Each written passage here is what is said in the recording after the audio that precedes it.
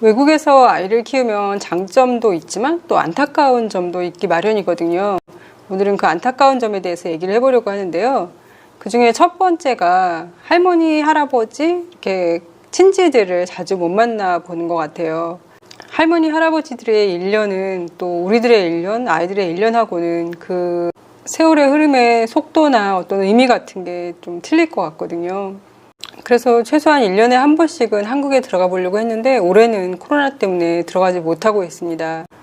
세월은 누가 잡아주는 것도 아니고 어떤 뭐 돈이 많다고 해결되는 것도 아니고 물리적으로 해결되는 것도 아니고 해서 이거는 어쩔 수 없는 부분이라서 좀 많이 안타까운 것 같아요. 좀 더 자주 뵙고 그러고 싶은데 그게 현실적으로 불가능해서 좀 안타깝고요. 아이들 같은 경우에도 처음 싱가포르 와서는 그래도 전화통화하면 뭐 이런 얘기도 하고 저런 얘기도 하고 했었는데 시간이 점점 지나면서 아무래도 자주 못 뵙다 보니까 이렇게 대화하는 게 어색해하는 것 같더라고요. 주로 이제 묻는 말에 겨우 대답만 뭐 네, 이 정도 하고 말더라고요. 저희 같은 경우에는 일주일에 한 번씩은 전화 드리려고 노력을 하고 있는데 저희는 드리는데 아이들 같은 경우에는 뭐 집에 없다던가 아니면 아직 자고 있다던가 뭐 이러면서 저희는 통화를 해도 아이들은 할아버지 할머니들하고 통화를 많이 못했거든요. 그래서 아이들하고 얘기한 게 일단 이번 주부터는 일주일에 한 번씩 꼭 할아버지 할머니께 전화를 드리자라고 약속을 했어요. 아이들이 흔쾌히 그러겠다고 해서 그나마 조금 마음이 좀 위안이 됐고요. 두 번째로는 언어 문제예요. 아이들이 어렸을 때 오고 그리고 외국에서 살다 보니까 이 한국어라는 거를 좀 깊이 있게 배우는 게 쉽지가 않은 것 같아요. 저희 아이들은 집에서는 한국말을 사용하고 의사소통하는 데는 아무 문제가 없지만 이제 만약에 대화가 좀 깊이 있게 들어간다면 모르는 단어도 많이 나올 수 있겠죠. 그리고 무엇보다도 우리나라 책을 읽다 보면 사실 그 책에 나오는 어떤 단어들이 사전적 의미보다는 한국 사람이니까 한국 사람의 정서를 이해하니까 다가오는 그런 단어들이 있잖아요. 머리로 이해되는 단어가 아니라 그 마음으로 이해되는 그런 단어들이나 문장들이 있는데 그런 거를 이해 못할 것 같다는 생각이 들더라고요. 나라를 뺏겨도 언어를 뺏기지 않으면 그 나라를 찾을 수 있다고 하던데 아이들이 한국인으로서 이렇게 언어를 제대로 잘 습득하지 못한다는 게 조금 안타깝고요. 이거는 사실 부모한테도 좀 영향이 있는 것 같긴 해요. 저희 같은 경우에는 아이들 처음에 여기 와서 영어, 중국어 하나도 안 되는데 학교에서 그걸 배워야 되니까 그것만으로도 너무 벅차니까 일단 거기에 시간을 많이 쏟았거든요. 그러다 보니까 점차적으로 책도 그냥 영어 책만 읽게 되고 학교나 친구들하고 영어로만 대화를 하게 되고 집에서 부모님하고 한국말로 대화를 한다고 하지만 일상 용어는 사실 거의 거기서 거기잖아요. 좀 더 한국어 책도 많이 읽히고 어떤 대화를 나눌 때 좀 대화를 풍요롭고 깊이 있게 가져가면은 아이들도 언어 능력이 많이 늘어날 것 같은데 그런 대화를 많이 이끌어주지 못했다는 게 조금 안타깝더라고요. 그래서 이번에 싱가포르 한인회에서 해주는 하브루타 교육도 받았고 해서 좀 더 아이들하고 좀 더 다양하고 풍부한 대화를 한번 나눠볼 계획입니다. 그러면 저희가 사용하는 용어를 아이들도 배울 수 있고 그리고 많은 생각들을 함께 나눌 수 있으니까 좋을 것 같고요. 어렸을 때는 오히려 한국어 일기 쓰기도 하고 해서 좀 많이 가르치려고 했는데 이게 아이가 또 고학년이 올라가고 하면서 학교 수업 따라가면서 그게 점점 줄어든 것 같아요. 한글을 어떻게 하면 아이한테 좀 더 효과적으로 잘 알려줄 수 있는지 아마 가장 좋은 건 한국 책을 읽는 것 같은데요. 단 한 달에 한 권이건 두 권이라도 한국어 책 읽기를 꾸준히 해야 될 것 같다는 생각을 했고요. 그리고 세 번째가 우리나라 역사 교육인데요. 우리나라에서도 사실 역사 교육하면 아이들 시험 보려고 외우는 거 많이 하잖아요. 그런 거 말고 진짜 살아있는 역사 교육을 해줬으면 좋겠거든요. 저 같은 경우에도 학교 다닐 때 국사 시간에 배웠던 거 기억이 하나도 안 나는데 오히려 어른 돼서 어딘가에서 이렇게 듣고 영상으로 보고 했던 것들이 굉장히 가슴이 울리고 뜨겁고 한 경험을 많이 했거든요.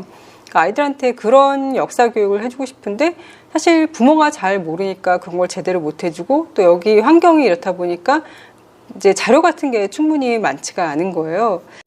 그래서 그런 역사 교육을 해주려면 부모가 좀 더 부지런하고 부모가 먼저 많이 찾아봐야겠더라고요. 외국에 살수록 어떤 본인의 뿌리와 정체성은 확실히 알고 있어야 될 것 같아서 이런 역사 교육을 좀 해주는 게 좋겠다라는 생각을 했고요. 그래서 일단은 가장 쉬운 게 영화 같은 거 보여주면 좋을 것 같더라고요. 뭐 우리나라 여러 가지 역사에 관련된 영화들 많이 있잖아요. 그럼 그 영화에 대한 배경 지식을 얘기해주고 영화를 함께 보고 영화에 대해서 얘기를 나누고 하다 보면 조금씩 더 흥미롭게 우리나라 역사를 알 수 있지 않을까 그런 생각을 했습니다. 이 세 가지는 아마 전 세계 해외에서 살고 계시는 부모님들의 공통적인 고민거리일 수도 있겠는데요. 마지막으로 네 번째는 싱가포르처럼 이렇게 동남아에 사시는 분들의 고민거리라기보다도 좀 아쉽다 뭐 이 정도가 될 수 있을 것 같은데요. 저는 사계절이 굉장히 좋다고 생각을 하거든요. 계절이 이렇게 변하는 걸 보면서 정서적으로도 굉장히 풍부해지고 그리고 계절의 변화를 보면서 또 많은 생각을 할 수 있다고 생각을 하거든요. 해가 이렇게 빨리 지고 뭐 11월 돼가지고 날씨가 스산해지고 몸이 움츠러들고 이러면서도 벌써 한 해가 지나갔구나 뭐 이런 생각도 할 수 있는 거고 계절마다 틀려지는 햇빛의 컬러를 보면서 밝기를 보면서 아 저렇게 또 자연이 신비롭게 변해가는구나 뭐 이런 생각도 할 수 있을 것 같은데 싱가포르는 1년 내내 여름이니까 사실 그런 생각을 하기가 힘들어요. 한 해가 어떻게 지나가는지 이런 것도 잘 모르겠거든요.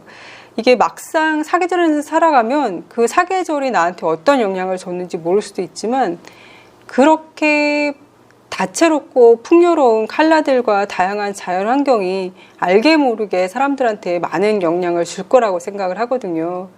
그거를 체험하지 못하고 지나간다는 게 저는 조금 안타깝더라고요. 물론 뭐 계절마다 다른 나라 가서 아니면 한국에 가서 그런 자연들을 보여줄 수 있겠지만 제가 살아보니까 살면서 생활에서 바로바로 옆에서 느끼는 그런 자연의 모습하고요. 한 번 가서 그냥 우아하고 만 거랑은 이게 마음속에 와 닿고 나중에 먼 훗날 나의 기억 속에 남아있는 게 좀 틀린 것 같더라고요. 사계절 이거는 뭐 제가 어떻게 할 수 있는 방법이 없지만 그래도 앞에서 말씀드린 할아버지 할머니와 어떤 연대의 끈을 가지고 계속 이어갈 수 있는 것 그리고 한국말을 잊지 않고 한국말을 가슴으로 이해하고 살아갈 수 있는 것 앞으로요. 그리고 본인의 뿌리와 정체성을 잊지 않고 우리나라 역사를 잘 이해하는 그런 아이로 키우면 좋겠다라는 생각을 예전에도 살짝 하고 있었는데 최근에 한인회에서 여러 가지 역사 교육을 시켜주시면서 그런 생각을 더 많이 했던 것 같아요. 사실 자녀 교육이라는 게 생각한 것처럼 되지 않고 내가 이런 방향으로 키워야 되겠다라고 한다고 그런 방향으로 키워지는 게 아니더라고요. 그렇지만 부모가 중심을 가지고 노력을 하다 보면 뭐 비슷하게라도 되지 않을까 그런 희망을 품어보면서요. 한국에 있건 세계의 어떤 다른 나라에 있건 간에 우리 아이들이 정말 바르고 올바르게 잘 자라났으면 좋겠습니다. 그럼 오늘도 건강하세요.